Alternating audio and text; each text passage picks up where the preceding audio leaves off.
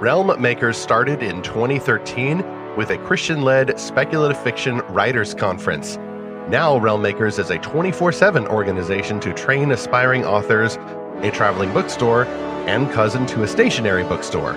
This summer, the conference levels up with the Realm Makers Expo, a crossover, fan-centered event with many other Christian groups and fantastical creators in Grand Rapids, Michigan this July. Join us for this inside look into the past, present, and future of the Realm, featuring Scott Miner. Speculative fiction, like no other genre, reflects the creativity of God. If you look at the scriptures, you're going to have to see that God uses imagination more than rational discourse. We are supposed to be image bearers for a vastly creative God. Reading fantastical fiction opened a portal in my imagination for a place other than just a materialistic world. I experienced the gospel story with the mind of someone who loved adventure and loved the idea of light conquering darkness. We're wired for stories that reflect how we see the world in ways that are true. The story is either pointing to Christ or it's pointing to our need for Christ. Behold, 'tis Fantastical Truth, this podcast from Lorehaven.com. Our mission is to explore fantastical stories for God's glory. I'm Stephen Burnett. I publish Lorehaven.com. I co-host this podcast, and I made a realm. It's a science fiction one called Above the Circle of Earth, and it launched a couple months ago from Enclave Publishing. And I'm Zackary Russell, and I learned in my childhood from a fantastical story involving a character named Johnny Five that you do not want to be disassembled. So in this episode 266, we will talk about how do you assemble a new expo for Christian fandoms. I wouldn't do it. I don't know how Scott's doing it. I look forward to learning how it works, and can this power be learned? What's the line from Anakin? Is it possible to learn this power? I'm not sure. It feels to me more like we're learning on the job. Nothing like this has been attempted. Even a specific Christian conference for fantastical creators, now going back 12 years. And Zach, as we'll find out when we move into chapter 1, their predecessor website to Lorehaven was actually a little part of that in those beginning days. And then I missed a couple of conferences, and those are two very dark marks against my record. But I was busy. Trying to reboot my own career, and I got back into the Realm Makers business around 2016. Well, that's my part of the story. Zach, you have a part in that story as well, but it's all Scott and Becky Miner's story for many other stories that actually launched thanks to Realm Makers. So if you, a listener of this podcast, have enjoyed lately a Christian-made fantastical novel, including many that we review at Lorehaven or talk about on this podcast, you very likely have Realm Makers to thank for it. Increasingly, Realm Makers is connecting these different types of Christian creatives so they can pool their resources, not just go it alone, not just everyone out there trying to reinvent the wheel and go completely indie and then lamenting, where are the people like me? Because, dear listener, Realm Makers is where the people like you come to train one another. We'll learn more about that in just a moment. At Lorehaven, we do review the best Christian-made fantastical novels we can find. And last week, we reviewed Justified, the second novel in the series by V. Romas Burton. A couple of weeks ago, we reviewed book 1, Fortified.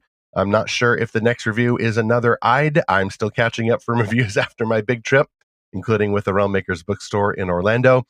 As soon as we got that title, we will let you know here on the podcast. But you can know earlier than that by subscribing free to get updates at Lorehaven. And then we'll also mail you the code for the Lorehaven Guild, which is our exclusive Discord server.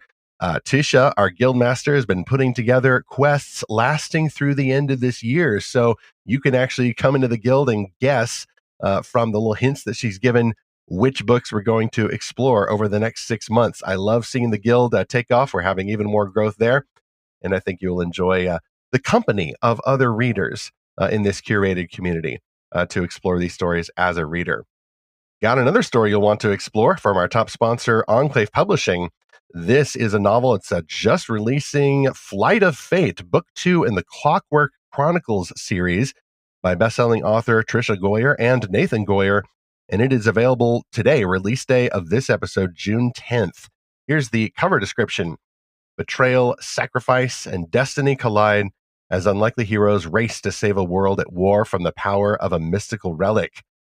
curator Dante Romano must remove the priceless Farnese cup from its hidden vault in the Museo Archeologico Nazionale di Napoli. How did I do? To protect it from Allied bombing. A swift betrayal places the cup in Nazi hands, but not before it reveals its mystical powers. To recover the cup, Dante must join forces with cunning Theodora.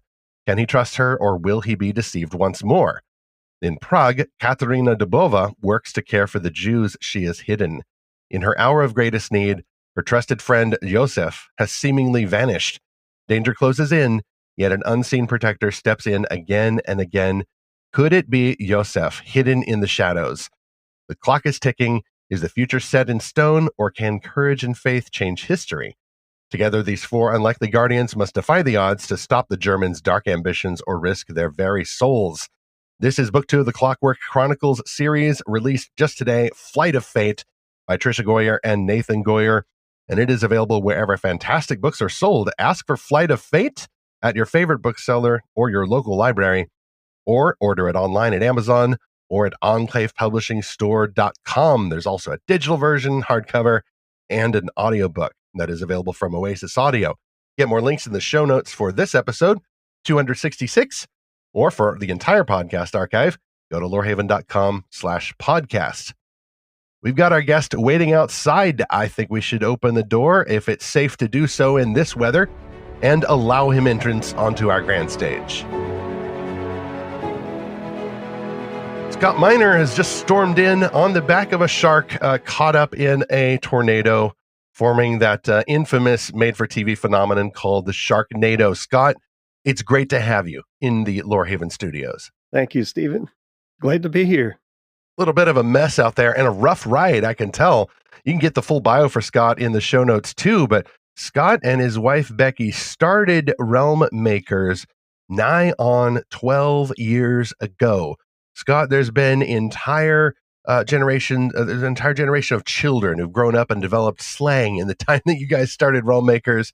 Let's go straight to. I'm sorry. You're making me old. Yeah. Well, you had graduates and stuff. It's pretty fantastic. You guys. It's not the only thing making us feel old these days. Our youngest just graduated high school. Yeah, so we're empty nesters. My oldest just graduated high school, so I guess I'm catching up to you. Yes. Well, let's go straight to chapter 1, because now, Scott, you and Becky, Realm Makers is also your child, and he might be graduating this year also, but let's go back to that origin story, chapter 1, 2013 and earlier. Let's outline that Realm Makers origin story, because some of the roots of this narrative are just kind of sum up here, and I'm part of this story here, so I can at least speak from my own experience. I first went to a Christian Writers Conference, which was really cool, in 2006, and I really enjoyed it. But I'm also there as a very early science fiction writer who still has a lot to learn, and it's a big experience. And almost every author there, let's just say, is not a fantastical creator or science fiction writer. They're very curious. They are eager to hear about it. They're very kind and very welcoming. But no matter how kind and welcoming people are, you still feel like you kind of like to meet more like your own. And in fact, even from a professional perspective, it's better not to feel so alone, because especially as a creative type, you can develop a little bit of a hero or minority complex. So creatives need to be with other creatives so that they can know, A, they're special, B, they're not that special, C, they have a lot to learn. So that is the need that I felt and didn't even know that I had. When in March 2013, we get this article from your wife, Rebecca P. Miner, and this was actually published at Speculative Faith. We'll have that link in the show notes. And this is what she said in March of 2013. And I'll get your thoughts about the origin story on this in a moment. This is the result. On August 2 through 3, 2013, a core group of self-professed nerds are going to try something just a little bit terrifying. We're going to hold a conference just for people of faith who love science fiction, fantasy, and all their odd offshoots. The event is called Realm Makers, and it will take place on the campus of the University of Missouri, St. Louis, in their JCPenney Conference Center. So she goes on, a little over a year ago, a group of speculative fiction enthusiasts were talking online about science fiction and fantasy conventions and how many of us would like to attend one, but how the pervasive presence of scantily clad booth girls, the glorification of dark and evil ideals, and the sometimes antagonistic tone toward Christianity made an otherwise awesome environment too uncomfortable for some fans. Half jokingly, I suggested we needed a con of our own, one where we could talk about the stories we love, but conduct the discussion through the filter of our worldview. One where there might not be so many chainmail bikinis. Though I expected people to laugh, they didn't. They agreed with me. The enthusiasm and excitement about the idea began to boil. In order to keep the first attempt at Realm Makers manageable, we pared the idea of a full-blown convention down to a writers' conference, since my main area of contact is with the fiction community. That's what Becky said, and that last part there, Scott, I'm kind of laughing at that now because I'd forgotten that she said we pared the idea of a full-blown convention down to a writers' conference. Right. Spoiler alert, now you're pairing back up. Right. Let's go back to the pare down. I want to hear from you about those earlier conversations and how you got involved in that. She's a fantasy writer. What's the story there? Awesome. I am so glad that you read that from Becky, because as we talk about the origin story of Realm Makers, that story is entirely hers. I was an observer. I'm the author's spouse, so to speak, and just listening to the conversations surrounding all that she was building and helping as I could in that first year, because I was really just kind of along for the ride. It was a amazing meeting everyone at the conference, and it's been a pleasure to serve this community ever since. As far as the origin story of Realm Makers, I can speak to what I saw and what I heard, and I definitely have a fly on the wall kind of view of that whole experience. But I know you'll have a great opportunity once you have Becky on the live stream you could probably blow that out into an entire podcast, just everything that preceded and your experience, as you mentioned, going back to 2006. This really grew out of a place of pain. That's where most growth really comes from. Yeah, Scott, what's neat to think about is I first heard about Realm Makers in 2017. I think it was a few months into that year. That's actually when I met Stephen.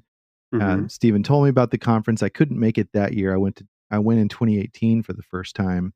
It was actually my very first writers conference period that I went to, was this weird Christian sci-fi fantasy writers conference.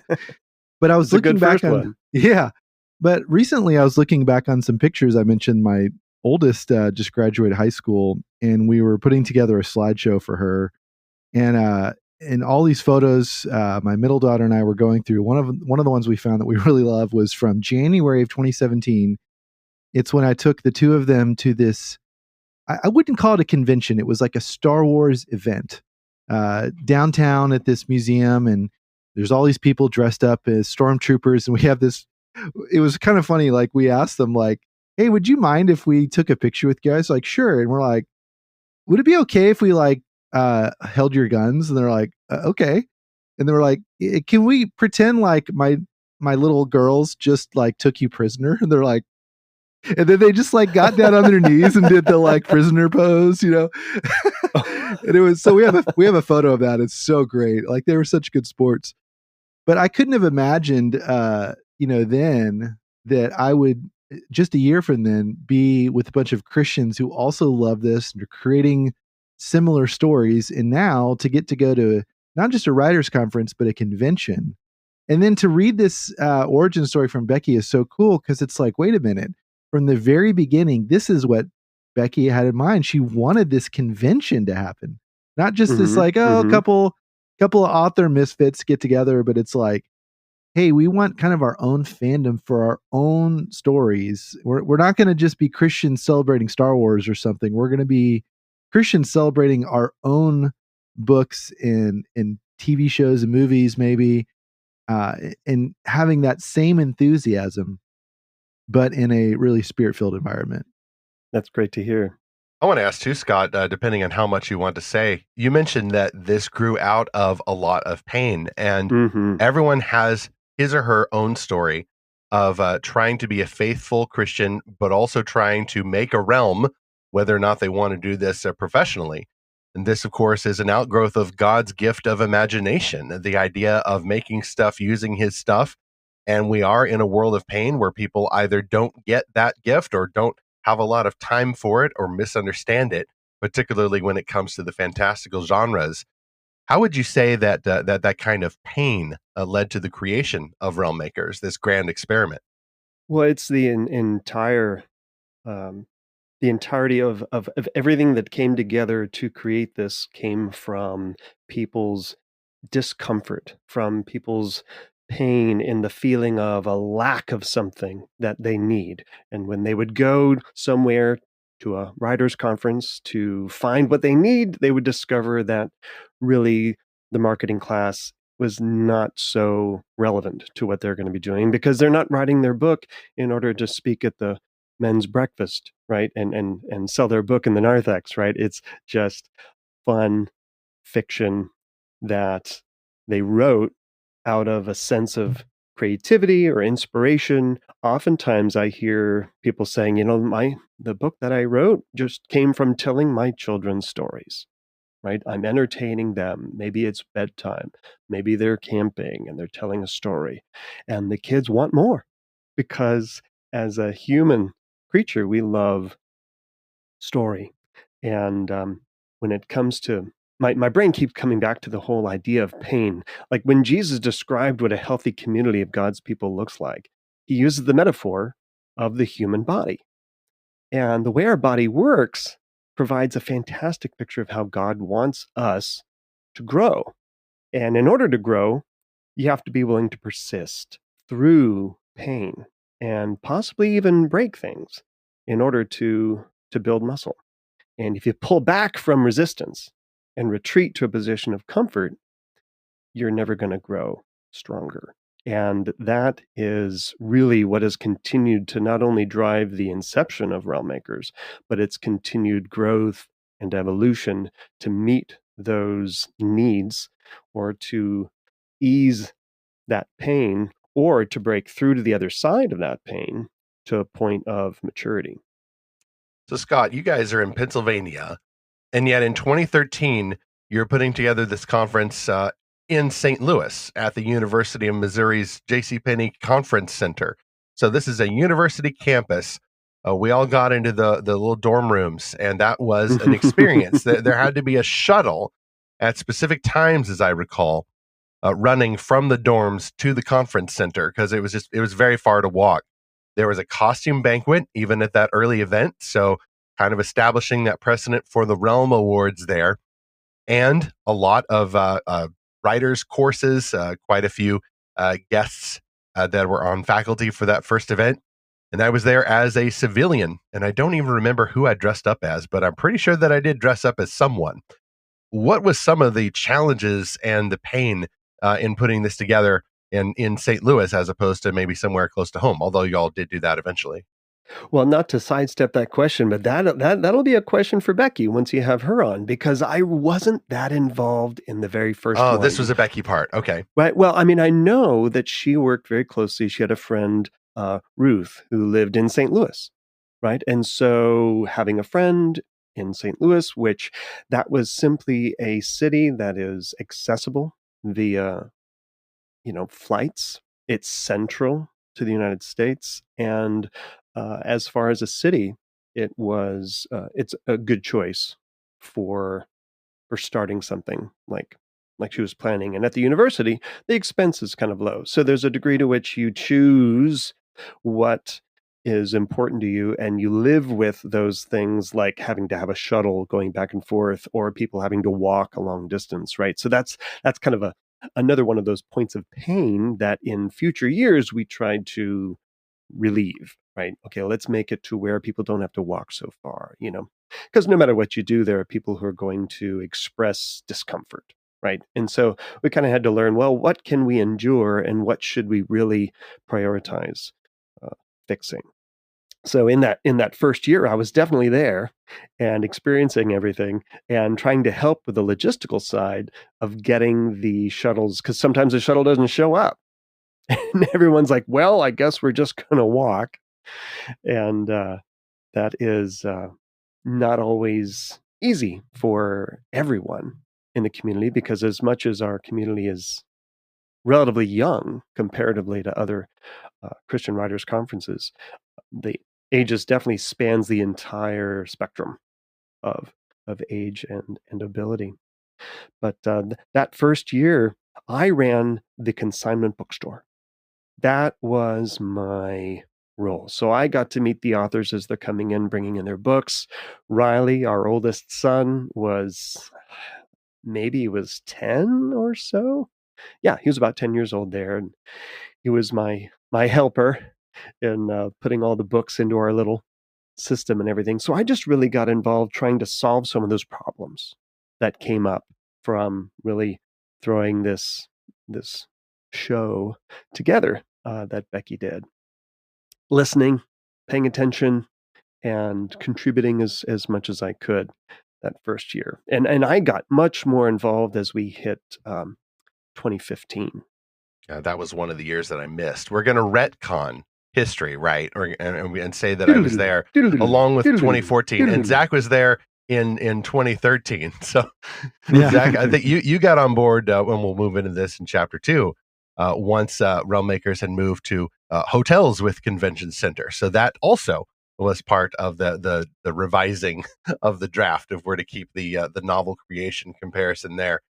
Well, we're already moving into that next stage of Realm Makers growth, so we'll pause real quick for our second sponsor. This is author J.A. Webb with book 2 of his Seekers series, Inheritance, now available. The order has been betrayed. The hunters have been loosed. Father Curtis has forsaken his vows. He has left the order and joined the Seekers, a hidden rebellion dedicated to uncovering the truth long buried by the global church. But walking away from the order does not mean escaping its reach. When word spreads that a copy of the true text, the original 39 books of the Creator, has surfaced on the far side of the world, Curtis, Professor Ruel, and Philip embark on a desperate mission. If they can retrieve the artifact, it could change everything. If they fail, the truth will be lost forever.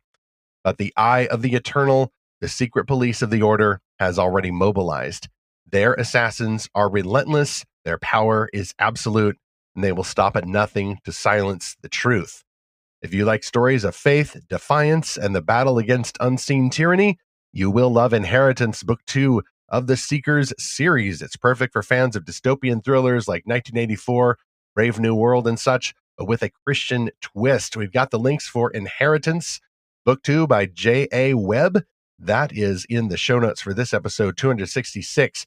Book 1 fragments, we also link that there, or you can see all the sponsors at lorehaven.com/podcast. Chapter 2, now we move to 2014, really to 2024, the drafting and revising of Realm Makers. You get a lot of feedback, like you said, Scott. Like some people, yes, I'm sure some people complain a lot. Some writers get they get excited. I found my people. Like now, well, what else can we do? And you've got ideas, and Becky's got ideas, and all the volunteers and faculty. I'm sure there's all kinds of ideas. But meanwhile, you have to assemble every year, even if it was the same event, different locations even. You guys have to assemble a writers' conference every year while you're also building the social community for Realm Makers on digital media. It's the Realm Sphere, which is its own dedicated social platform. Yeah, there's a Facebook group and everything, but really the official action there is in the Realm Sphere. You guys have live streams, a lot of live streams lately I've seen, by the way. I wish I could make every single one of them. But then there's other events. There's a retreat every year. And then we hit the lockdowns of 2020, and you have to throw it all out and go fully virtual, which not every writers conference could do that. So there's some more of that pain. But before we get to the pain of the 2020, like any highlights of the conferences after 2013? Y'all did the Villanova campus a couple of years, 14 and 16, if I remember. Yep. I was there for the 16 one. It was raining like crazy that year. A lot of walking too. But any particular challenges of all of that, even before moving to Reno in 2017 for the first hotel conference? Yeah, well, those first 4 events that were at university conference centers, it was pretty quick that we discovered we were running out of space. That third event in Philadelphia. No, that was in St. Louis. Yeah, So back to St. Louis. 2013, 14, 15. 2015 in St. Louis, it was already, we're kind of busting at the seams in the space that we had. And as we were approaching our 4th year, that was already, contracted. So we'd already had those plans in place. So in 2015, that's where that was my second wind of helping operationally. It came to, I'm the one who kind of got to the point where I felt like we needed to plan 2 events in 1 year. Because what I was hearing and watching was at the end of every conference, everybody'd say, "This was fantastic. When is the next one?" And we didn't know.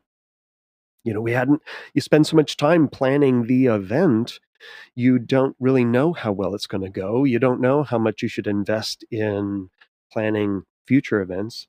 And that was when, as we were planning 2016, we also planned 2017. And I started sending out requests for proposals to convention and visitors bureaus. And I started learning that whole process of venue research. And that was what made it possible at the 2016 conference, where we literally weren't able to even stay in our space, and we're having to walk across the campus to another classroom that they said we could use, but there's somebody else there taking a test because they didn't reserve the room. They just have their students showing up to take a test, and we're sitting there with no classroom, and the university is saying, "Well, that's not our problem." And that really was a punctuation. It was an exclamation point at the end of our experience there. Just to pause, how did you solve that? Did you just have class outside in that instance, or where did they go? I don't remember whether it was they were able to just go to an empty room and talk without a microphone or anything else. But I sort of had to go, run away and try to find the folks who were involved. And it was pretty chaotic trying to deal with the universities, because they could care less whether you're there or not. If you're, whether you're there, everything's still going, and they don't have a need to make money like a university, like a hotel conference center does. Like, there are people there whose job it is to make sure the space is full. And when you're there the week before school's supposed to start, they'd rather you not be there, but you're paying to be there, so whatever, but I'm not going to give you my attention. We were really glad to get out of the University Conference Center. It wasn't serving us or the authors very well at all, being kind of second-class citizens there on the campus. Yeah. Well, I must say for 2016, that was my return to Realm Makers, and that was a bit of a risk for me. So you guys are taking even more risks, but even just as a civilian flying in at the time from Texas, that was a bit of a risk for me, because why should I do this? I just had this sudden career change out from under me, and not sure what I'm going to do, but I'd really like to get back to Realm Makers. And then I think we had some kind of a small windfall, and my wife and I decided, okay, I should go. Unfortunately, in Philadelphia at the time, the airport I was flying into, let's just say that at the time, 2016, there was a very large political convention, and so the Lord in his wrath sent a mighty thunderstorm that blanketed the entire American eastern seaboard. And so my budget airline, in all of its wisdom, redirected the flight to Richmond and deposited me unceremoniously in an unfamiliar airport, and I had to rent a car and drive the rest of the way. And Scott, I remember, despite all the nonsense that was going on, you and I were in touch, and you were like letting me know where to go and all. I had to pull in like about 2:30 a.m. and that was the first day of the conference. I missed it entirely. And that was into the wilder days of Realm Makers. We're all domesticated and grown up now. But yes. People were staying up in the dorms and having Nerf battles and things, kind of reliving the college experiences back before we had to get serious about this. But I wasn't able to participate, but you guys are so cool and welcoming anyway. Yeah, actually, I want to make a comment about the Nerf gun battle. So when I was there in 2018, I think that was the last year, maybe, that there was a Nerf gun battle. But it was like I said, my first time to come to Realm Makers. And, I was starting a book for the first time. I didn't really know what I was doing. I wasn't pitching to anyone. I'd met Steven and some other people, but I'm like, I'm so new to this place. I don't know what this is, but I know Nerf guns. And so I brought a bunch of those because I heard, that was like the unofficial thing, right? That Anyone we were looking doing. at you would know there is a man who knows his Nerf guns. I just know he had the special weapons in the 1990s. Well, and I mentioned in the beginning how my daughters and I went to that Star Wars event. We all had our Nerf guns, there. And that was the big thing at the time. It's my office mates and I would sometimes have Nerf gun battles to the chagrin of our other office mates. But it's always funny to think about what draws someone to Realm Makers and then why they stay. So for me, it was those kind of fun kind of things. And then the next sort of layer was the costume contest. And so that first year I was dressed as a character from The Expanse. For Expanse nerds, it's Alex, who, as you know, has a Texas accent, which I just love, even though he's from Mars. And then a couple years later in 21, I brought my oldest daughter, and we were Wreck-It Ralph and Vanellope. And I love those costumes. Yeah, so we got second place. And my daughter built me this huge, like 3D sculpted kind of thing to wear for that, and her outfit was amazing, was so detailed. And so again, that the excitement of the costume contest, you can see. I mean, the whole room is filled with these costumes, and it kind of goes back to that original vision Becky had of like, what if we had our own con, right? And that's a big part of it. But what I've noticed over time is that I'm actually more excited for the award ceremony than just the costume contest, because the award ceremony, which is where we're wearing the costumes, right? The whole point of it is a celebration of our own. It's a support of one another. And I'm always so amazed how there's so much enthusiastic applause and shouting and hollering and everything for everyone that wins an award. And you can see that it's genuine. I mean, I'm sure people who are nominated and don't get an award, I'm sure they feel a little something, feel a little sadness or whatever. But you can tell that everyone really celebrates everyone else genuinely. And I think that is something so unique to Realm Makers that I don't really think exists in the secular world. I think people pretend to be supportive or whatever. But I just think the bond of the spirit that we have really brings about unity. I don't have a book this year, so I'm just kind of clapping for everyone. And Sure. I love that aspect of Realm Makers that we want to really rejoice over each other's stories and each other as authors. And that's the same thing that really drives everything that goes into what Becky and I put into Realm Makers. It's the authenticity of the people and the relationships that are grown in the community that make us want to risk and sacrifice and encounter the pain that you run into when you're trying to grow, because it requires so much. And this year, when you're trying to go from one venue to another, it greatly increases the risk. And now that we're in a convention center, there's a whole lot more layers of complexity and pain and frustration and learning and growth that go into doing this. But if we can have success coming into our 2025 conference, it's really going to be evidence that there's no one but God who's making this happen. So many obstacles present themselves, so many experiences that you encounter.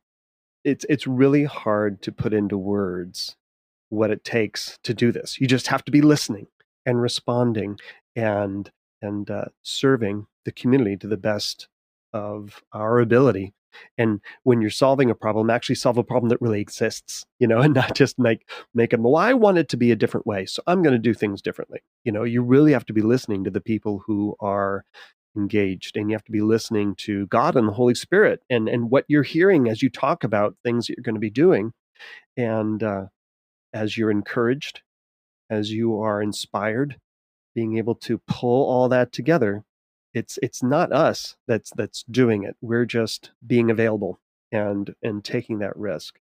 It's super exciting to see the positive outcomes that come from the community, and it's it's something it's hard to put into words. Scott, God is a fantastical creator himself. That's a fact that I love reminding myself about and love reminding others. He is the capital A author of the best-selling book in the entire world. So I'd like to think that God is also then a fan of other people doing their imitations of this for his glory. So it is a professional courtesy from our own author. God is a fan of fantastical fiction, especially if it's done well and in honor of him. It doesn't even have to be overt. I like saying, at least my definition I want to impose on everyone is that when you say Christian fiction or Christian book, whatever, I don't mind it being used as an adjective. Just here, Christian as the individual author. It's the author's identity, not necessarily something mystical, special about the book itself. And it's not designed to get people saved necessarily, but we are creating in his image. And so part of that creativity is making an event designed to help train people in that creativity to get better, to kind of work through those earlier stages where people are just discovering, oh, there's this thing called fantastical fiction and I can do this and I can do this and it'll be a bestseller. And like, well, no, you actually then need to study earthly things like the market and publishing or independent publishing, grammar, all of that stuff, and just the simple networking with friends. You know what's funny? I don't even think Realm Makers is a place to go networking.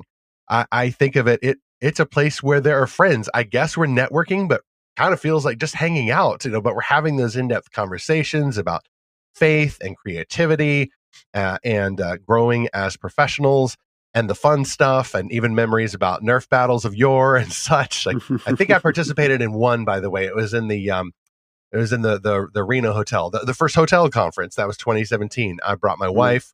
We bought Nerf guns.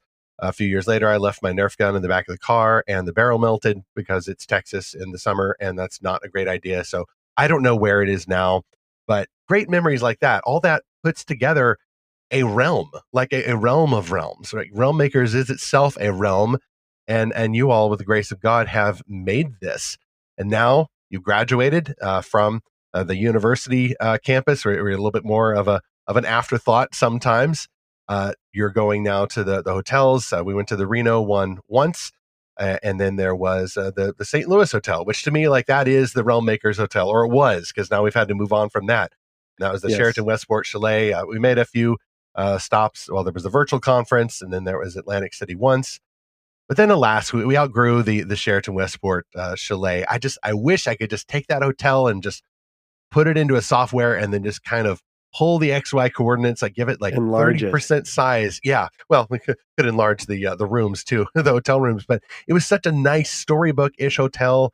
And there were a few restaurants nearby. And it was a great place for Realm Makers, I feel, to really come into its own. And y'all seem to have a good relationship with them. Everybody loved that venue. And it was, it became comfortable to be able to work with the same people year after year. There's no surprises. We're maxing out the venue. Standing room for the award ceremony. Yep. Right. Well, I mean, there was 505 people and they said we could seat 500 for the dinner. We were going to make the fire marshal sweat. There's no more room to grow. And it is a very safe place. It's a very comfortable place. It's a very financially viable place to be when you max out your venue. They love the fact that you're there filling the space with one event. It's less work for them. And we love the fact that we're the only ones occupying the conference space. It's all ours for our family get-together / professional networking appointments with agents and editors. It's combining those two elements of developing friendships and professional relationships is really crucial to Realm Makers being not only a fun place to be, but a valuable place to come. But when Becky and I were talking about the venue, it's like, what are we going to do? We're in a really good place, and registration would sell out so fast if we said, hey guys, we're staying at the same location. There's only this many people who can come. There are only this many people who can exhibit, and that's it. It makes an event that is easier to run, easier to plan for, you can kind of write off the degree of risk, and you can actually start to stretch and put more money into the existing event. That's what that confidence kind of brings. But being the only event serving this community, as Becky and I were talking about it didn't occur to either of us that that was what God had in mind for our community. Is it just to get this big and no bigger? Is it just to serve this many people and no more? What is the future? We felt like there's a horizon and there's something beyond it, and we're still getting there, right? So we have to keep going. What's the next step to doing that? And so here we are. That's really what leads us into 2025. The pain being there's no more room in the ballroom. There's not enough space in the meeting rooms. There's not enough tables for all the exhibitors. And we have to solve that problem. So now we're in a convention center, and it creates more problems for us while we solve problems for the community, because now, it costs more to be there. We have more space that we are obligated to fill, or else it feels empty, right? I would much rather have 250 people in a small ballroom that fits 300 than 500 people in a huge ballroom that fits 2,000. Yeah, because then the optics are off. So, well, let's go to chapter 3 in just a moment, because we're going to talk about the expo. Now now we're really leveling up. It's time to go. It's time to go publish this thing and maybe return to that original idea. We've got a third sponsor, however, and that is another organization that helps to train writers called The Company. Just The Company. Isn't it time for a real adventure? The Company is now enrolling writing apprentices for this fall. The writing apprenticeship is a full-time, in-person college alternative for Christian writers who are serious about reaching big audiences with their work. Join The Company at their headquarters in Cambridge, Ohio, to start living your dream as a writer. Apprentices improve their writing skills, learn to leverage opportunities within the publishing industry, and develop real experience marketing books. The Company's apprenticeship also includes an in-depth spiritual development curriculum. You will learn and do so much, and you'll have a lot of fun doing it. If you dream of writing and publishing, this is the shortest path between you and your goals. Learn more and get started at this URL, writers.company. That is writers.company. That's what you type in your browser. The Company also offers a variety of online courses and resources for Christian writers who are serious about leveling up and breaking boundaries with their work. Check out their website. Once again, that is writers.company to begin your adventure today. Scott, back to you. Speaking of leveling up, Chapter 3, 2025. Now, this is just the finale for this episode. Who knows what God may have next? But to continue the metaphor, the realm that you all have made has already been through a lot of revising and drafting and a whole lot of red ink from the editors at each stage. But now the Realm Makers Expo is ready for publication, and it's uniting a whole lot of Christian-made fandoms. And increasingly, I want to touch on this too a little later, this is becoming much more of a mission field as well for Christian creatives, like Christian creators who go, well, I want to be a witness for Christ. I want to shine his light, whether subtly or overtly, whatever. Guys, this is a place to do it, because now you guys chose not to become this boutique type conference, with high rates to get in or exclusivity. Like, that's kind of sidelined a lot of Christian creative projects before, because we get comfortable. We get into this little preserve, if you will. But this time it's time to go expansion. So that really goes back, though, to this original vision that Becky mentioned in her March 2013 article. You originally paired the idea of a full-blown convention down to a writers' conference. Well, now you guys are unpairing it. And now it's not just a writers' conference, although that continues July 18th through 20th at the DeVos Center in Grand Rapids this year, 2025.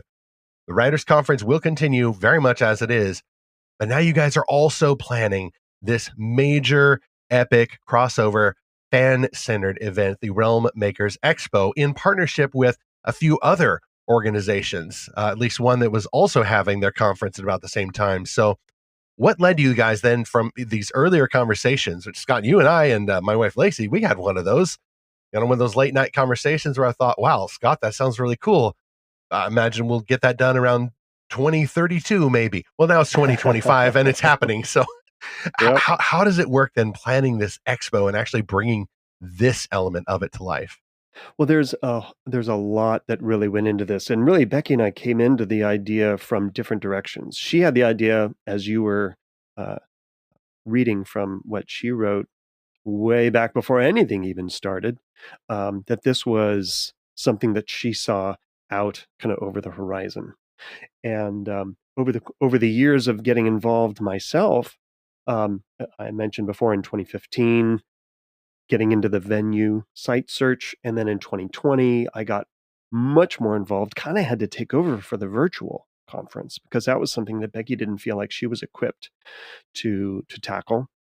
And figured that out and got much more involved. And then as we got through 2021 and 2022, having more experience and success with the mobile bookstore, going from selling 500 books to selling 1,200 books or 2,000 books at an event, that started giving confidence that, okay, the things that we're doing are growing and people need this, and not only the authors, but also the readers and the audience. I started attending events like NRB, the National Religious Broadcasters Convention, and other people's conventions, Christian networking connections in media and film. And I started seeing between the homeschool conventions and the secular cons like NRB and the fan cons that there's something missing in the Christian world, right? Where we're bringing all these celebrities together. It's like fans are not welcome. This is professional. This is networking, right? This is all for building the companies, and fans are not allowed. But seeing that connection in my mind of bringing fans into where you have all these Christian celebrities.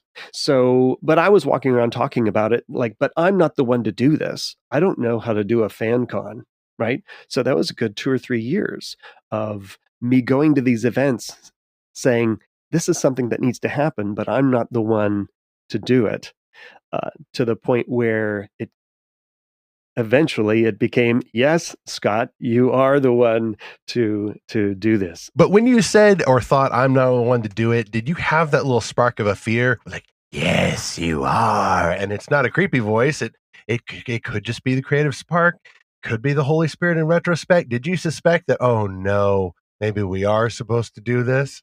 Yeah, well, that's always how it is, isn't it? You walk into a church and you're new, and because you just moved into town, and you go, boy, you guys, you should have a choir. Have you ever thought of having a choir? And they say, well, we've been wanting one for a while, but nobody to run it. When's the first rehearsal? You have a cloak. Take charge of this heap of rubble. Right. It kind of falls to the people who identify the issue, right? Yep. Yeah. I mean, as an AV guy, I've learned to keep my mouth shut if I walk into a church and make any comments about any of the AV stuff, because I'm like, I know I'm going to get roped into the AV service team, which just anyone who looks at you knows you're not only a Nerf aficionado, but also an AV guy. Yep. Right. There's a vibe. Yeah, but Scott, I'm thinking back to 2021 in I think it was February of 21.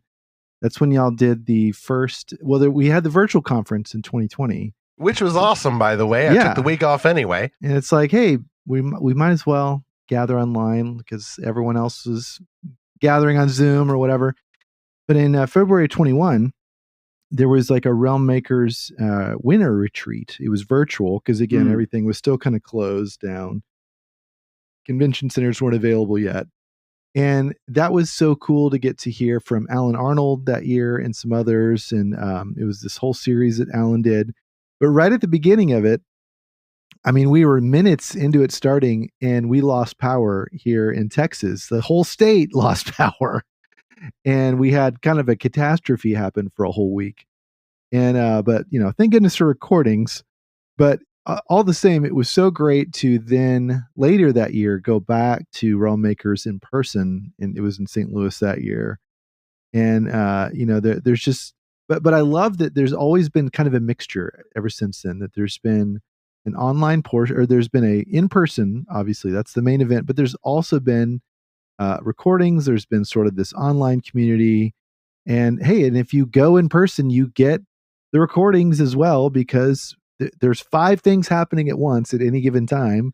And plus, you might have an appointment and you have to miss everything. So I like that you guys have really grown in that area of, kind of, like you said, the complexity. I'm curious to know, with this year being the expo happening, like I've been getting the emails and the other messages about so-and-so is speaking or performing or giving signing books or something during the expo. How is this going to work with the writers conference happening at the same time? Like, is there are these events kind of staggered so that you can go to a class and then you can go hear someone like SD Smith perform, for example? Or is it the kind of thing where you have to go to one thing and then pick the recording for the other thing? Like, as attendees, how does that kind of function? Yeah, it really wouldn't be possible to put all this together as a and feel like a single event. There really are 3 events happening at the same time. One is for writers and authors at the Realm Makers Writers Conference. One is the Christian Game Developers Conference, which serves Christian video game developers, board game developers, card games, any form of gaming. And then the Realm Makers Expo, which is a fan con. There'll be things happening all the time. And the expo is totally open to everyone who's attending those professional conferences. But we're not scheduling things during the fan expo only during times when people are going to the professional conferences aren't busy, so to speak. So there's some thinking along those lines as we plan when we're doing things, but there has to be a degree to where if you want to go do one thing, you have to not do another thing. And that's true even at the conference. There's 5 sessions happening concurrently at any given moment. And that's one of the sense of pain, of missing things that drives us to want to record stuff. At the very beginning, we would audio record and make those available, or video record, make that available after the pandemic, and everyone learning live streaming. That's when we started live streaming the entire event. It's another one of those circumstances where we put money into the event that isn't, you could argue, necessary, but is if our goal remains to serve the community, right? To serve those people who can't leave their home and go to wherever Realm Makers is happening because they have a job, because they have dependents, either adult or children, or they're so far away that it's just not feasible. So we live stream everything. We bought all that equipment for the 2021 conference, and it's been growing in terms of the equipment that we use to live stream every year. And every year I think maybe we need to stop doing this because it's getting so expensive, and you can't just charge everybody more, right? How can we actually increase our expenses and increase our income without just charging the authors more to come to the event? And that's one of the things that drove the FanCon aspect of it, right? Let's get our audience in here for once. And how better can we serve our professionals who've been coming to Realm Makers for years and years and years? They've gotten through their debut novels. They've got a complete trilogy, and they're continuing to write and get increasing success, and eventually come to a point where they're like, well, I want to come to Realm Makers, but I feel like I'm not really going there for the education anymore. I'm just spending a lot of money to go to an event where I don't take advantage of the value of what I'm paying for, right? And so to give them an opportunity to instead exhibit at the expo and put that investment into being in the community, but actually presenting themselves in front of their audience, is a much better way for them to spend their time and their investment and their contribution to the community, even though they might, and then to be focusing on being on panels or doing mentor appointments and being more of an expert. Because you never know when you start going to Realm Makers and you make friends, as you were saying, Stephen, 3 years later, 5 years later, 10 years later, some of those friends that you made are now really important people in the industry because of their talent, because of their ability to navigate this world of story in a way that other people are attracted to. That's been my experience as well, Scott. I wish I could clone myself, despite the ethical dubiousness there, and go to both the writers conference and also be a vendor. But increasingly, I ended up in those conversations with people and kept missing my classes. So I thought, okay, so there's enough conversations, there's enough traffic to be had with the Lorehaven table that we've had for many years at the vendor hall. And now, thanks to the expo, that table is now a full-fledged corner booth. So we'll be there. Definitely the star attraction of the vendor hall. But there's also some other star attractions. I mean, yes, I'll be there signing copies of my book, Above the Circle of Earth, etc., and many, many other authors there, but including a lot of Christian luminary folks who have had good talks with Realm Makers thus far. There's a couple of chaps with the middle initial D, which is interesting. You want to just go over the guest list real quick as it is now, and maybe drop any new ones that maybe by chance have arrived in the space since the last time I talked with you. Oh, goodness. Yeah, it's hard to drop new ones before they're really confirmed. But it is exciting to see all the people that have agreed to come here to Realm Makers. I'm going to navigate to the website here, although right now I'm having a hard time doing that. Well, there's you mentioned S.D. Smith and N.D. Wilson, but not Monkey D. Luffy, future king of the pirates. He's not going to be there. N.D. Wilson was one of our keynote speakers in 2020 and didn't end up able to be there in person because nothing was happening in person that year. But it was we met him at homeschool convention. So that's just one of the ways that we have been able to meet people. I was there. I think that was 2019 in Fort Worth. That was the first time I was with y'all with the bookstore. So yeah, and they were down there, I think, with Canon Press. So he stopped by the booth. Yes. We had a conversation. You never know where those conversations will lead. Right. And so it's really being outbound that has allowed us the opportunity to meet some of these folks and bring them back into our community beyond the typical faculty that you see if you go to a lot of these different Christian writers conferences. People like Mike Naraki, Larry the Cucumber, through having the bookstore and the mobile bookstore has been one of the best ways to serve the greater community beyond just the Realmies and kind of bring them back into the Realm Makers community. Now, N.D. Wilson, he's the son of Douglas Wilson, who started like classical Christian schooling in the U.S. today. And our kids have been attending a classical Christian school as well. So it's been interesting plugging in with him from both sides of both our kids' education and the writing of fantasy and science fiction. S.D. Smith, we also met at the homeschool conventions, and thankfully he's going to be performing Green Ember Live as well with his brother. And that'll be Sunday after lunch. And Katie Lee from Adventures in Odyssey, she's a voice actress. Katie Lee. Mm-hmm. Yes, well, she joined us along with Phil Lawler at a homeschool convention in 2021. I met them both at a Christian audio drama convention that was at Liberty University back in 2020 or 2021. And so she's been doing this for decades. She was the voice for Baby Ralph and the Muppet Babies, Sonny Gummy and the animated The Gummy Bears. She's been Richie Rich, and she was the voice of Sheila the Thief in the original D&D cartoon. Oh, wow. I remember that cartoon. In fact, you didn't know that was Katie Lee? Recently. No, I didn't. Yeah, that was Katie Lee. It's her Connie Kendall voice. I mean, it's her natural speaking voice. It's very cool. Yeah, I grew up watching the Dungeons and Dragons cartoon on TV. I didn't even play Dungeons and Dragons as a kid. I just really love that story of these kids going on this kind of zany adventure. Of course, they don't really want to be there. They're trying to get home from this. But I didn't realize she was involved back then. That's so cool. Yeah. So it's not just Christian authors now. It's artists and creators from all these different spaces. The board game developers, the video game developers, animators. Got a couple of animators coming in. To Realm Makers tell us about year. the visual entertainment element, especially at the expo.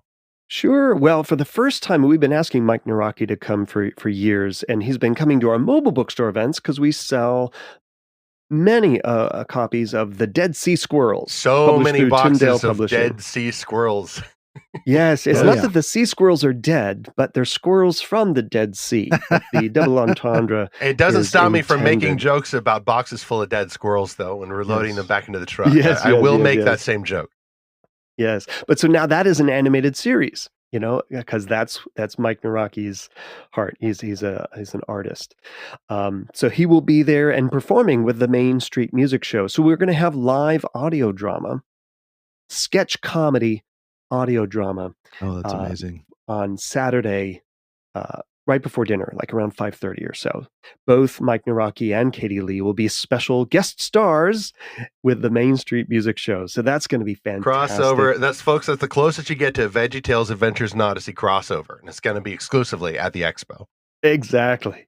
Now, I'm super excited that Tony Bancroft is joining us. He is a Disney animator. He's twin brothers with Tom Bancroft. So Tom and Tony Bancroft have been Disney animators forever.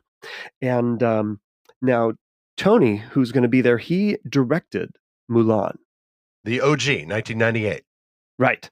He was the animator for Pumbaa in Lion King. He animated Iago in Aladdin, Cogsworth the Clock in Beauty and the Beast. So, yeah, he's been doing this for quite a while, and super excited to have him. I met him at an animation convention in Nashville, which I took Becky to and introduced her to, because people might not know, her degree when I met her in college, her degree is in film animation.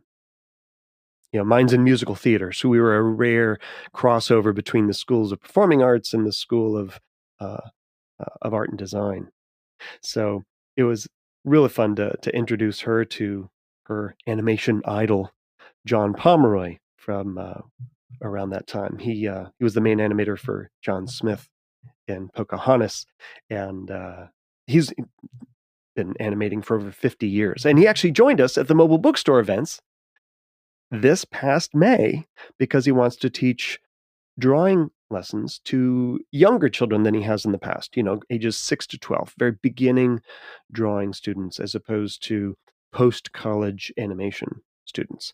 And so he and his wife, Cammie, joined us at the mobile bookstore events. So it just blows my mind that this thing that we've built can be useful to people who have been professionals in their industry for 50 years, but are entering a new phase.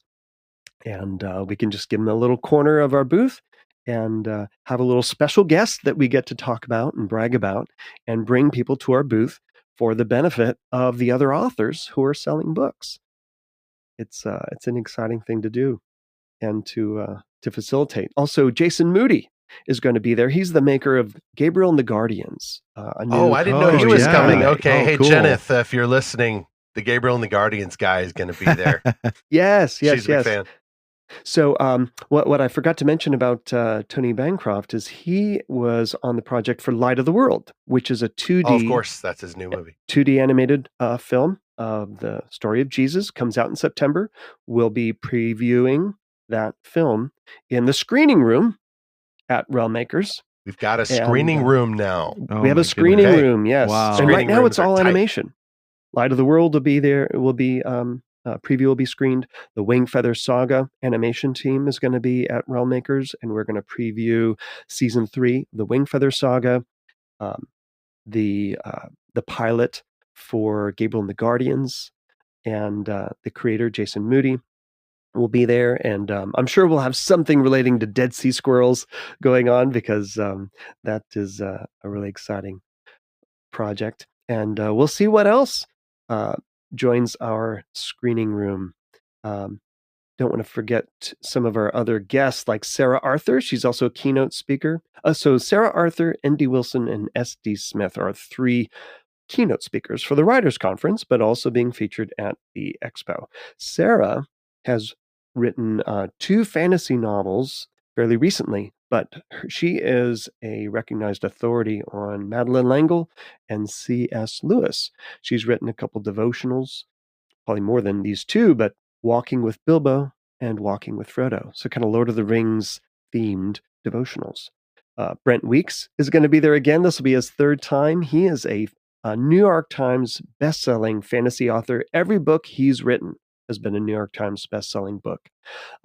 Definitely on the side of kind of dark fantasy, and he's going to be the panel that he proposed, which we are going to do at Realm Makers, is well, the way he proposed it was, WTF should Christians do with rated R scenes?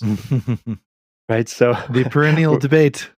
Exactly. I was on that panel with him before when it was Terry Brooks, and he actually disagreed about those. So Brent Weeks, a professing Christian, don't know about Terry Brooks, but Terry Brooks was on the wholesome content side, which I thought was kind of it was a fascinating, a gracious disagreement, which is what Christians ought to have. Yeah, and that's really the this goal. This is the place to have those conversations, right? Because every Christian is trying to make sense of this in the media landscape of today. So we have to kind of work through these, and that's we kind of bring it out in the open to figure that out. I mean, how many of us have a life that if we told the entire story, that we would have to skip if we're going to try to follow that rule? Just a little training montage. How can we tell our entire story? And how valuable is it to other Christians if we're trying to tell an important story and have to skip the messy parts? You know what I mean? So the intent of the panel is to really have a nuanced conversation presenting both sides, because there are different artists who need to hear each of those sides. Some need to be pulled away from doing things that maybe they're going a bit too far one direction or the other.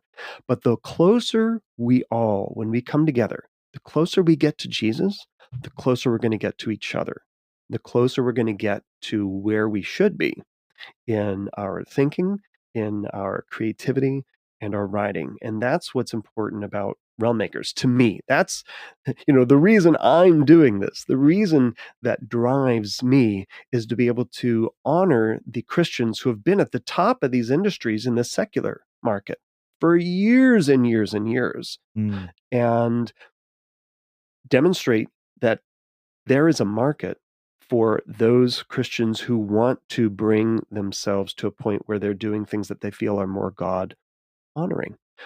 Another special guest we're going to have is Alex Magnus Lehman. He is the head of artistic at Riot Games. He leads their MMO research and design there, and he's one of the primary creators of League of Legends, which is a video game some of our fans may play on their own or even with their kids. But it's not a Christian project, but he is a Christian who is leading a creative project at Riot Games and leads a Bible study there at Riot Games. That's fantastic. A lot of the other creators. And this is a whole other aspect that we could probably talk an entire podcast about being a Christian creator in a broader market, trying to make games and books and experiences for all kinds of people. How do you do that? Maintain your Christian identity and, develop these games and stories out of a Christian worldview and still have it be something that a lot of people can relate to. Because I think, we've all read the Christian books that are for Christians, or the Christian movies that are about Christianity for Christians. And there's nothing wrong with those. I think it's a very different challenge to make these kinds of stories for a much broader market. And so I think that's going to be the really cool aspect of the expo. And that's already been true of Realm Makers, right? Like a lot of books that are being published by Realm Makers authors are either with mainstream publishers or they're independently published, which, it's kind of the Wild West on Amazon. Like you can find anything from anyone that they've independently published.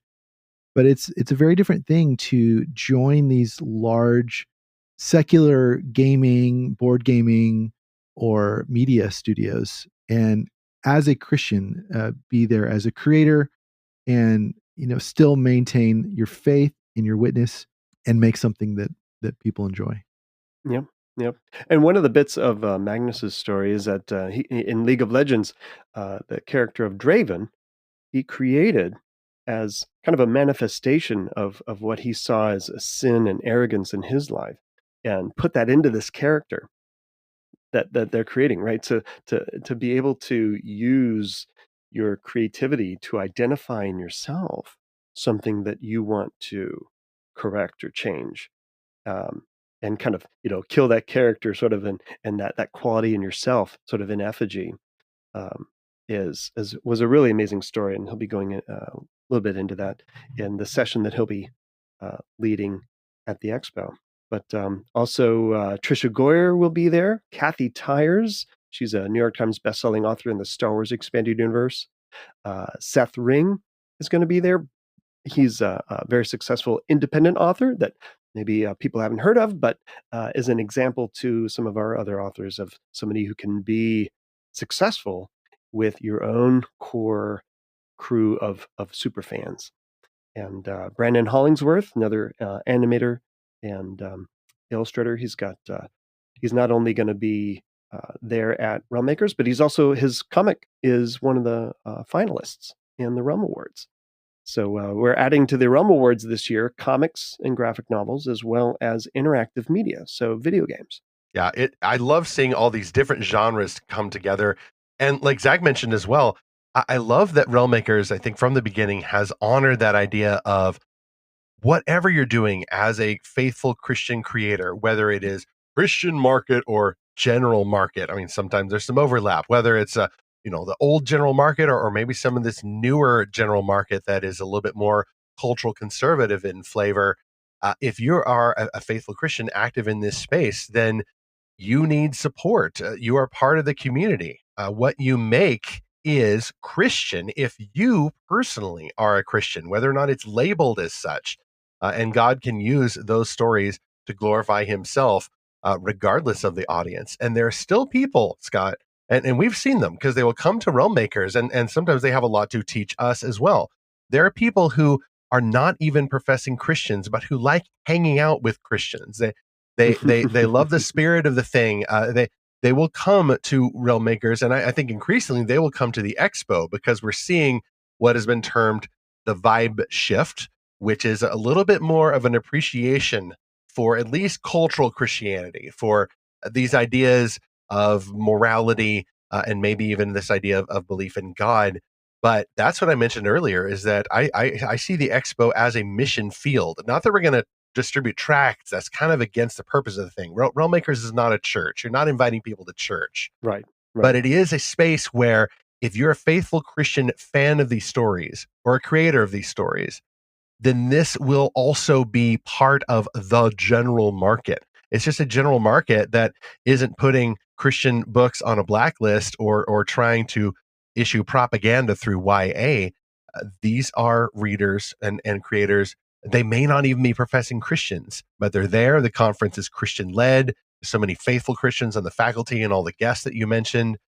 Everyone's going to be there together. And so this is a space to celebrate stories and also share that testimony, if you're a believer, of how God has used these stories to bless you and what do you expect them to go in the future. God and our faith are always part of the conversation, and it has to be when we're talking about our creativity, right? Just like Kathy Tyers is, she's a guest at the expo. She's also quoted in your intro there, where she says, we were created as image bearers of a vastly creative God. And it is in serving in serving God, we are creative. And it doesn't have to be a creative thing that has to specifically point to Jesus Christ by name, right? Everything we create is an act of worship. And in so many circumstances, the people that we serve, when they are in a church world, when they're in a religious space, they get a finger pointed in their face and saying, how can you call yourself a Christian? Right? What you're creating isn't Christian enough for me to think that you are actually a Christian, And when they're in the secular world, they get the finger pointed at them.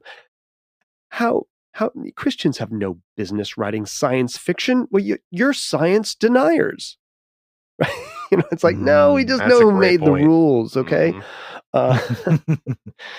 It's a really difficult place to live, and that's what has fed the growth of Realm Makers, because you can be there with other people who love Jesus, and you can geek out about, and then King Kong punched Godzilla in the face. Oh my, it was fantastic. I loved it. Or, talking about Nerf wars, just having fun, feeding that childish impulse to create is the same one that makes you want to maybe be silly or have fun, right? Or not follow the rules. And it's how we discover new worlds and new civilizations, right? It's how we boldly go where no one has gone before. And then once we get there, we realize, other people have been here before, but it's fun to come back here again and create some more stories. I will forgive you, Scott, for being on Team Kong, thanks to the Star Trek quotes, faithfully executed. Where can we go to learn more about Realm Makers before we send you back to climb aboard the shark? You can climb aboard the shark, but don't jump the shark. But before then, links, please don't jump the shark. But we'll pray. No shark jumping. But yeah, links, realmmakers.com, anywhere else people need to go to follow this august organization. Yes, well, you can find everything at realmmakers.com. I'm a fan of subdomains, so you can find exactly what you're looking for by going to, if you're interested in the expo, you can go to expo.realmmakers.com. Information about the conference at conference.realmmakers.com. If you just want to join our community, it's called the Realm Sphere. It's free to join. There are subscription levels within it if you want extra benefits, but you can come to community.realmmakers.com and join the Realm Sphere. There's over 2,700 people in the Realm Sphere now. We're inviting fans as well as the authors and creators who have really created this community. There's probably at this point around 2,500 authors and artists in the Realm Sphere, and probably around 200 fans. Now, many of those authors and artists also fancy themselves fans, which they are in their own right. We're all fans of the things that have inspired us to then go on and be creative. So as we get closer to the expo and through the experience of the expo, we're hoping to grow many more fans within our private social network. There's no ads, there's no politics, there's no, stuff that's just, there's no brain rot, just waiting to feed your scrolling, right? It's only Realm Makers, it's only Christian creators in fantasy, science fiction, and now comics, animation. You can feed your fandom, you could talk about the things you're a fan of in a faith-filled community. And it's growing, so I know it's something that the Lord is behind. None of these things were originally our ideas. It's just the inspiration, and then speaking it out into God's people and receiving back encouragement, speaking it out into professional conventions and hearing back from people like, yes, I would like to go to that. Like, that's a thing that needs to happen. And just speaking it out in our prayers and hearing back confirmation from the Lord and the Holy Spirit that really comes with reading the Bible, listening to God's people, and experiencing just what's happening, what momentum is building, and let's follow this, kind of surfing a wave, so to speak. It's like, that wave wasn't it. I wasn't feeling it. 2-3 years ago, like when I was saying, I'm not the one to do this. It's feeling the wave and going like, what this is, the swell isn't high enough, right? Something's not in place. It's not the time to do it. Maybe it's because I'm not the one to do it. Maybe it's because it's not the right time. But there was another fan con that happened last year. It'll be happening again soon this year that I attended. I'm like, yay, someone else is doing it. Let me go and support that. And in the end, I felt like it was something very different than what we really wanted to do. And so here we are with the expo. And I'm praying to God that it is everything, well, it's going to be everything I can think of it to be. I pray that it's everything God wills it to be, which is going to be vastly greater than what I can come up with. Amen. And I don't want to alarm you, Scott, but as of this release week for this episode, the Realm Makers Expo, July 18th through 20th in Grand Rapids, Michigan, is now only 5 weeks away. So, listeners, if you haven't gotten your tickets, go get them already. Go to the Realm Makers Expo website. All those links Scott mentioned. Well, pray for more time. We'll do more with less. And that is the purpose of editing and making this new incredible story. So, Scott, thanks for coming in. Your time is short and the clock is ticking. And so it's going to be a cliffhanger for you in these last few chapters. So we'll pray for you guys and wish you Godspeed with the conference assembly. Thank you so much. Everyone who's listening, if you want to support Realm Makers, we do encourage you to subscribe to our private social network.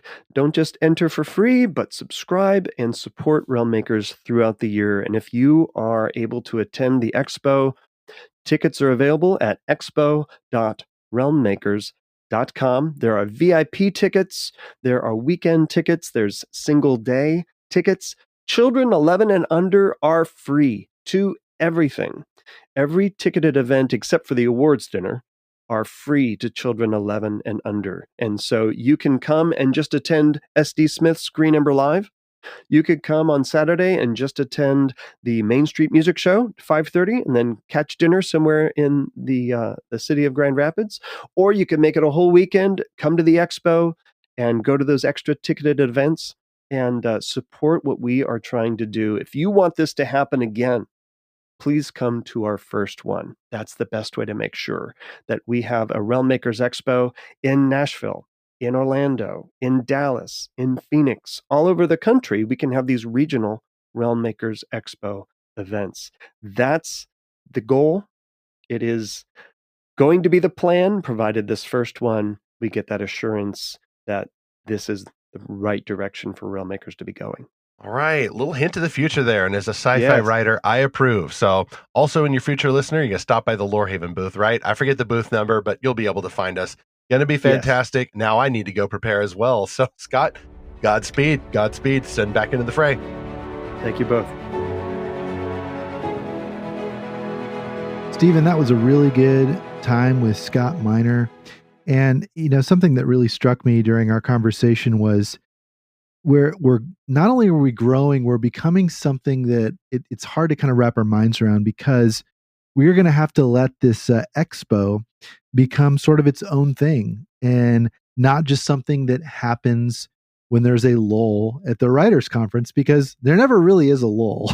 It's just everything is full steam ahead. I mean, it's like a fire hose in 5 directions that never gets turned off, whatever, word picture you want to think about.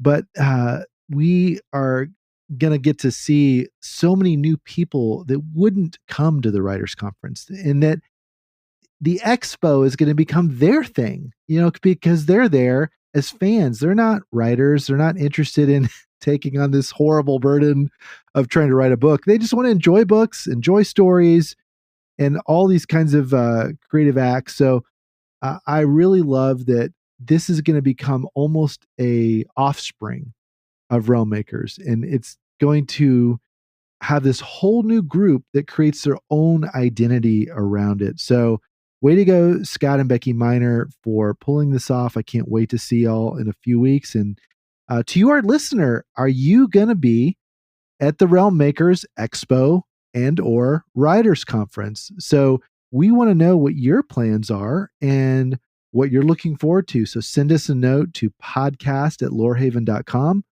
or find us anywhere you see us on social media and leave us a comment.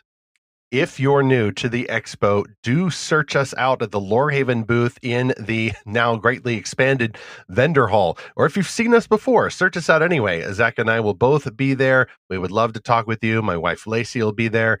We're going to run this whole Lorehaven Guild quest system. We did a test version of it last year at Realm Makers when we were still in St. Louis. And so now we're going to develop that even further, and it's going to be bigger and far more fascinating. We'll probably have even some more folks helping us out this time. So stop by the Lorehaven booth.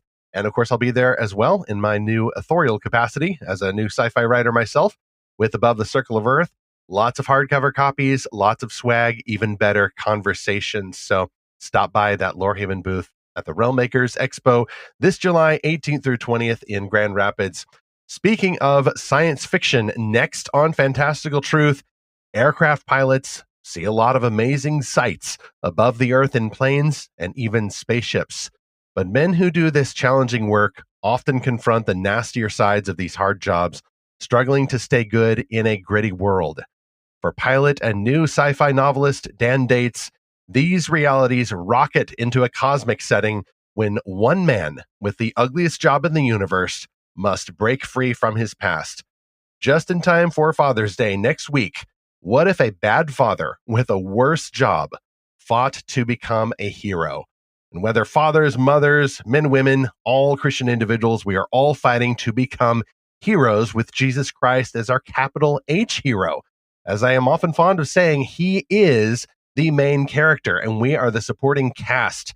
So we're all wrapped up in the novel that he is writing, which also includes the stories that we share with one another. So let's make them good ones in honor of him, trained to make them even better at the Expo and beyond as we keep seeking and finding our author, Jesus Christ's Fantastical Truth.